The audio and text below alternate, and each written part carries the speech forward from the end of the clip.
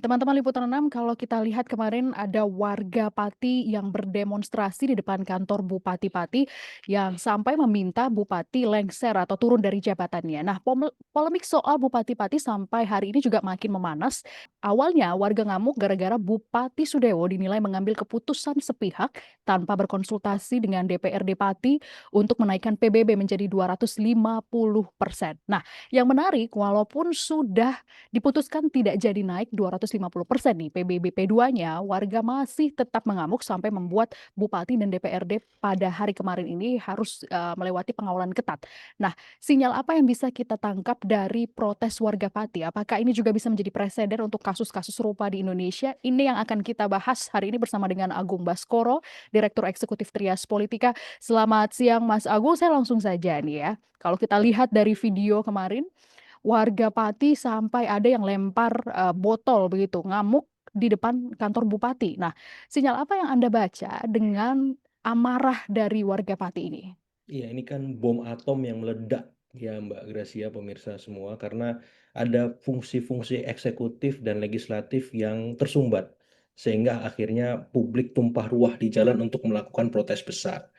Yang pertama di level eksekutif kita tahu Pak Bupati selama ini abai ya dengan aspirasi di level elit di anggota-anggota dewan ya, sehingga tidak menempatkan ya legislatif itu sebagai bagian dari mitra kerja ketika membuat kebijakan. Yang kedua di level publik ya, abai dengan aspirasi yang mengemuka bahwa hari ini masyarakat Pati bahkan masyarakat secara nasional itu sedang mengalami kontraksi ekonomi semacam itu. Apa benar PBB dinaikkan sampai ya 200% itu 250% sudah sesuai dengan apa ya kepentingan kebutuhan publik di Pati hari ini semacam itu. Itu kan jadi kebijakan yang kurang sensitif ya, kurang adaptif terhadap realitas di masyarakat dan itu tetap disahkan ya walaupun kemudian dibatalkan dan menurut saya terlambat karena beliau sudah menempatkan satu pola komunikasi yang buruk ya dengan merespon itu secara agresif menantang balik para demonstran untuk menambah masanya 5.000 siap tambahin aja 50.000 lagi kira-kira Iya. itu ilustrasi apa penyampaian dilakukan oleh Pak Bupati ini kan mengindikasikan komunikasi publik beliau sangat buruk ya terus kepemimpinan beliau juga kurang baik sebagai contoh kepada semua gitu kenapa karena harusnya beliau reflektif ya setelah dievaluasi bahkan sampai ke level kementerian kemudian Mhm. presiden gubernur mengingatkan supaya kebijakan itu ditunda bahkan dibatalkan, tapi ternyata malah ya sebaliknya respon beliau sampai sekarang cenderung defensif, cenderung kurang reflektif seperti itu. Nah, saya juga menyoroti fungsi kedewanan, fungsi pengawasan. Harusnya kan nggak sampai meledak. Ya, jadi fungsi-fungsi dari anggota DPRD di Pati, maaf nih, kurang berjalan, membiarkan ini. Karena masalah yang menumpuk ini sampai dibuat pansus, ya pemakzulan, hak angket, ini kan banyak, ada 12 item Mbak Gracia. Jadi bukan hanya soal PBB 250% dinaikkan, tapi ada soal honorer, ada soal Ya. pengisian direktur rumah sakit daerah yang problematik, ada soal-soal lain yang menumpuk dan itu dibiarkan oleh anggota-anggota DPRD di sana. Jadi kesalahan Pak Sudewo ini dibiarin dan bukan dia saja yang bersalah, anggota dewannya juga salah gitu. Akhirnya publik marah dan tumpah ruah di jalan sampai tadi saya dengar cerita kemarin mereka dipaksa untuk membuat pansus meluncurkan hak angket, bahkan ke kamar mandi pun dikawal warga. Yang absen anggota dewan itu sekarang warga. Gerindra berapa, Golkar berapa yang datang? Siapa yang nggak ini yang nggak datang? Yang absen tuh masyarakat. Bayangkan seperti itu. Terus kemudian ketika Pak Bupati ngomong di luar demonstran dilempari. Itu kan legitimasi beliau berarti sudah hancur di hadapan publik ya. Ngomong sebentar udah dilindungi macam-macam. Jadi saya kira untuk menyembuhkan ini butuh waktu, butuh momen ya, apakah bisa dipertimbangkan oleh Pak Sadeo, Pak Bupati untuk mundur atau mengikuti mekanisme pemakzulan di DPRD lewat pansus itu, atau lewat skema lain, misalkan ya saya berharap juga Kementerian Dalam Negeri, Pak Mendagri turut serta di sini memanggil beliau di retreat ulang atau seperti apa untuk membuat situasi di Pati kembali kondusif ya. Kondusif. Nah, untuk sehari-harinya nanti fungsi-fungsi itu dijalankan oleh wakil bupati kah, oleh sekda kah atau siapa seperti itu supaya apa? Supaya tidak ada proses pemerintahan yang terganggu di sana. Atau bila perlu Pak Gubernur juga perlu datang ke Pati. Ini kan bawahan beliau secara administratif. Iya. Jangan sampai Pak Gub di sini masih menghimbau, saya lihat ya belum maksimal peran-perannya semacam itu. Jadi harus turun gunung, semua mengkeroyok masalah ini supaya apa? Supaya Pati kondusif dan politiknya stabil seperti itu Mbak sebagai pengantar. Iya, alasan lain warga berdemo ternyata bukan hanya soal PBBP 2 yang dinaikkan jadi 250%, tapi ada runtutan peristiwa di belakangnya. Salah satunya adalah pemecatan ratusan pegawai RSUD Pati dan beberapa masalah-masalah di dalam Pati itu sendiri. Kalau Mas Agung melihat apakah peristiwa kemarin ini adalah murni dari gerakan rakyat atau mungkin ada dorongan dari kubu-kubu tertentu yang ikut masuk ke dalam konflik ini?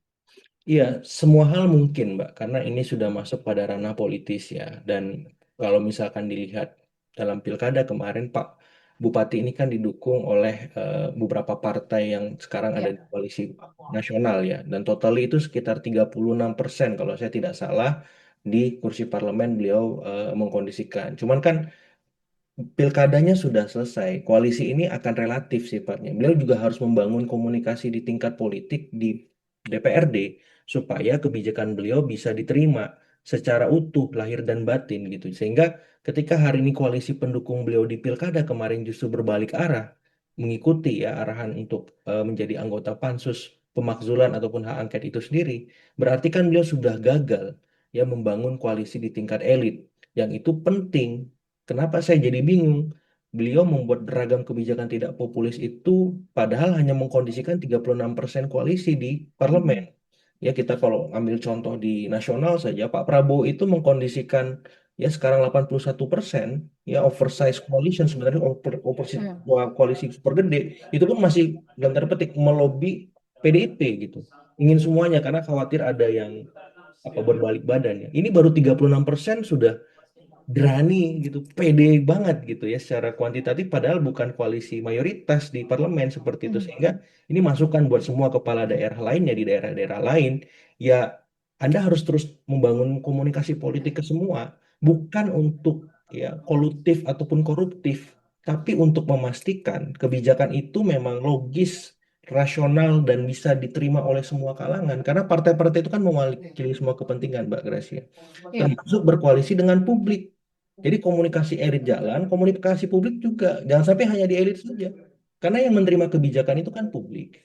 Kalau publik hari ini kurang baik ekonominya, kemudian rasa tidak diwakili oleh Pak Bupati, anggota dewannya harus aktif, agresif, responsif, bukan malah mendiamkan, apalagi tidak maksimal. Kan kemarin akhirnya keluar pansus dan seterusnya itu karena sudah dirongrong, sudah digeruduk, Iya. sudah dikepung, ya sampai nggak bisa apa-apa anggota dewannya. Ini kan salah, fatal. Nah ini jadi masukan juga buat anggota dewan di daerah lain ya supaya Hmm. fungsi-fungsi mereka berjalan bukan berarti ketika pilkada selesai selesai belum tentu apalagi sekarang ada kebijakan sejenis PBB dinaikkan di daerah-daerah lain dan itu sudah Iya. mulai blending isunya ke level grassroots. Nah saya Hmm. kira Hmm. ini masukan buat pemerintah pusat juga untuk turun gunung turut terlibat ini Pati kurang dananya berapa diintervensi saja dipanggil bupatinya. Terus kemudian di daerah lain gimana solusinya, masalahnya semacam itu. Jadi kalau ini dikeroyok bareng-bareng, saya berharap bisa selesai segera. Tapi kalau ini dibiarkan, ini masalah apa Pati saja ya sudah. Gubernur, Mendagri, udah nggak mau tahu semacam ini. Nggak bisa. Harus turun gunung ini karena situasinya sudah seperti sekarang. Sudah darurat, sudah membahayakan ya. Seperti itu, Mbak. Iya, saya menarik tadi menangkap perkataan dari Mas Agung soal Ya, komunikasi politiknya ini bukan maksudnya komunikasi publik ini memang harus ke semua pihak ya, bukan hanya kepada elit politiknya saja tapi juga kepada publik. Jadi biar ya, bisa transparan dan bisa dirasakan langsung oleh publik. Nah, kalau tadi kita juga sempat membahas soal demo-demo semacam ini, permasalahan atau isu semacam ini sebenarnya juga sudah mulai bergulir di beberapa wilayah lain.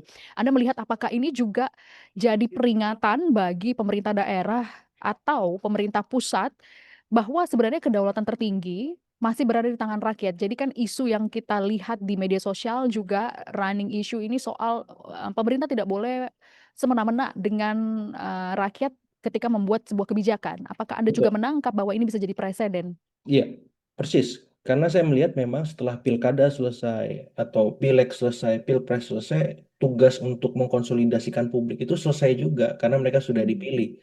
Berarti semua kekuasaan, Kedaulatan itu ada di para penyelenggara negara tadi, Iya. apakah itu anggota dewan, kepala daerah, ya presiden dan seterusnya semacam itu. Dan saya kira belum jauh dari kata selesai. Karena masyarakat sekarang, sosiodemografi pemilih kita ini sudah berubah, Mbak Gracia. Banyak didominasi generasi milenial, generasi Gen Z, semacam itu yang kritis, yang cerdas, yang mereka terpapar sama informasi masif setiap hari, teknologi di mana-mana. Jadi Yang kalau tidak bisa dibeli dengan uang juga ya, Mas, ya, persis, kebanyakan ya? persis. Mhm. Mereka orang-orang yang terdidik akhirnya secara tidak langsung ketika mendapat banyak informasi, walaupun juga ada yang belum banyak terdidik ya, tapi Iya. itu sebuah pertanda bahwa pemerintah, penyelenggara negara harus hati-hati membuat kebijakan. Karena kalau misalkan tidak, akhirnya terjadi di Pati ataupun nanti mungkin ya saya sudah lihat di Cirebon, Jombang, Ya.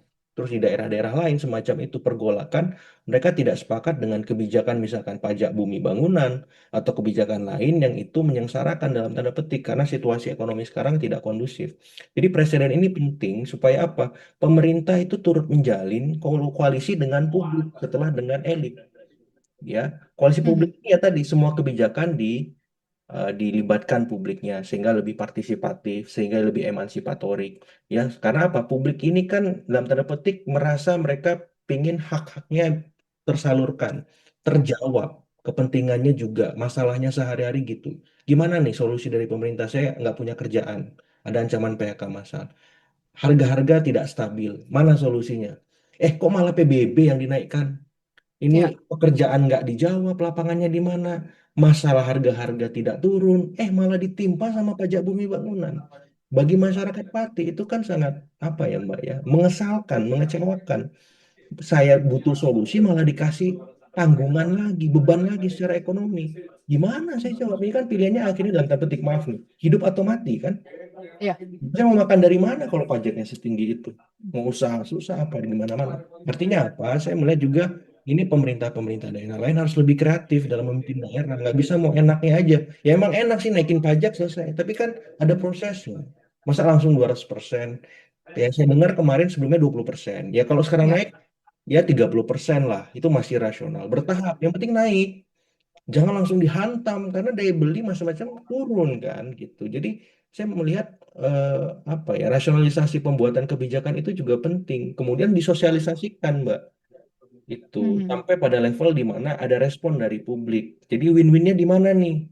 Kalau misalkan nggak bisa naik sekian persen, berapa persen naiknya? Oh ya, sekian persen. Misalkan dari 20% kemarin, ya sekarang minimal 30% lah. Kita nggak punya pendapatan tambahan, lagi banyak kebutuhan. Kan kalau komunikasinya aktif, partisipatif, emansipator, Mhm. itu saya yakin Iya. kita terima kok gitu. Mau nggak kita lebih capek dari biasanya pemimpin-pemimpin daerah ini supaya apa? Supaya respon itu muncul. Yang akhirnya memang lebih capek, lebih banyak waktunya, mungkin budgetnya untuk komunikasi lebih apa habis juga banyak gitu. Tapi nggak apa-apa. Yang penting ini bisa sustain kebijakannya gitu. Mhm. Nah kalau misalkan kita nggak kayak gitu, saya khawatir ini akan meledak di mana-mana. Ya pemimpin daerah yang mau tinggal gampang, nggak mau kreatif, nggak mau capek komunikasi, sosialisasi, ya bahaya ini kita. Nah kalau kayak gini ya harus di-retreat lagi Mbak semuanya ke pusat Iya. sama Pak Prabowo, ditaruh Mhm. di akmil mana gitu supaya apa? Supaya Iya. nggak terjadi seperti ini. Iya, mungkin bahkan bisa jadi ada retret kedua lagi sepertinya ya, Mas, ya. Iya, karena ini di mana-mana udah dipanggil semuanya ke istana sama Pak Presiden, dikasih briefing, sanksi juga oleh Kemendagri. Terlepas ada proses politik nanti di apa di Pati ya, lewat Mhm. Pati itu Mhm. dipanggil semua kepala daerah yang bermasalah sekarang. Masalahnya apa sih? Kenapa sih? Sehingga publik di daerah melihat, oh ada tanggung jawab pusat di sana, nggak lepas tangan, nggak cuci tangan seperti itu. Karena ini masalah sudah meluas gitu, dan kalau Oke. dibiarkan bisa membahayakan ya stabilitas politik kita secara nasional juga lah. Iya.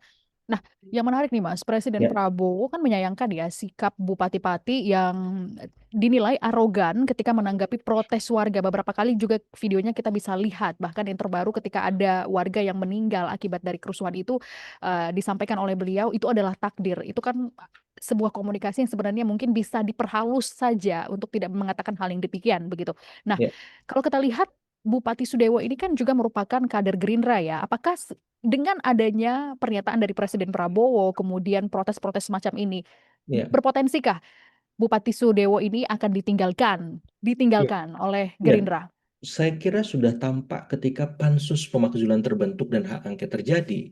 Di sana ada teman-teman Gerindra yang memberikan Mhm. catatan dan mendukung. Itu salah satu bentuk nyata bahwa Pak Sudewo ini sudah ditinggalkan Gerindra dan koalisi pendukungnya, Mbak Gracia. Jadi Mhm. beliau harus mulai menimbang-nimbang betul langkah politik, langkah publik beliau ke depan.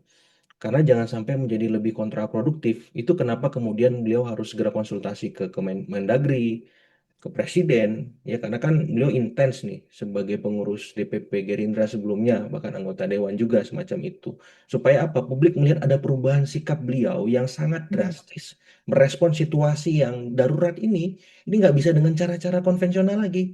Ini sudah termasuk, saya kira krisis ya, manajemen krisisnya sudah tampak, sudah mengemuka, dan harus direspon dengan langkah-langkah yang luar biasa gitu. Ini force major gitu. Jadi kalau beliau Ya. masih santai, masih tenang, nggak cocok.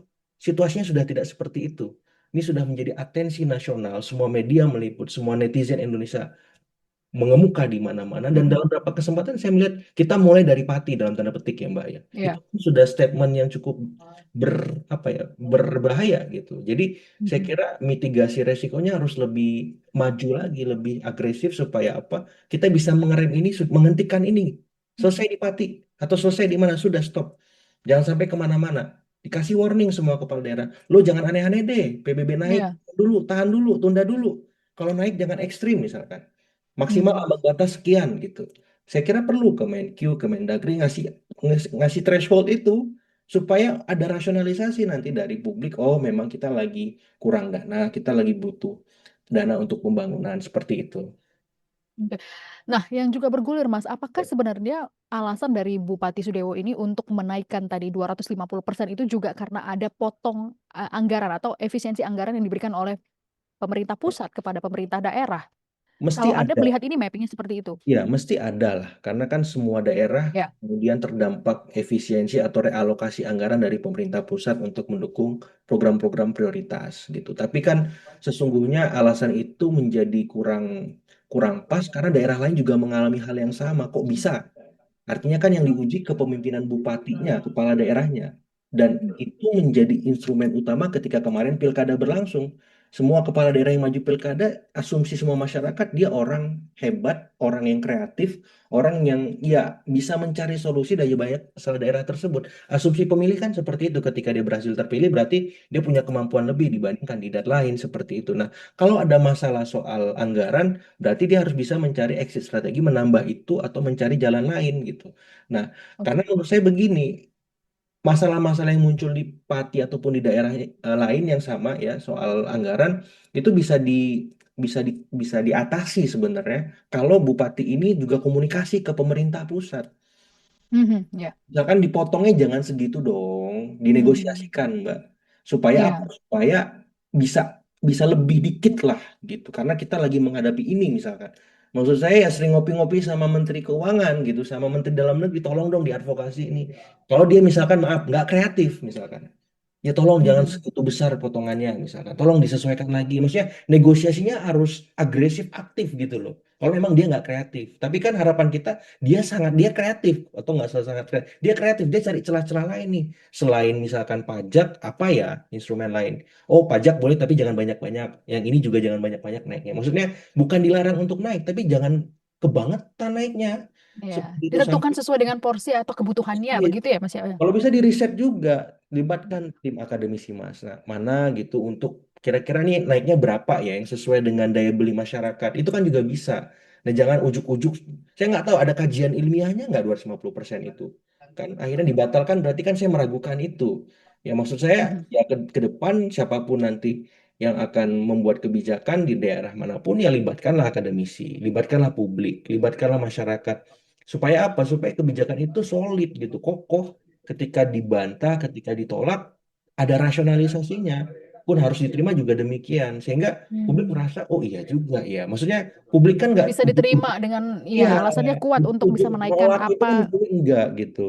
Kalau misalkan naiknya 30%, saya kira atau 40% masih logis gitu.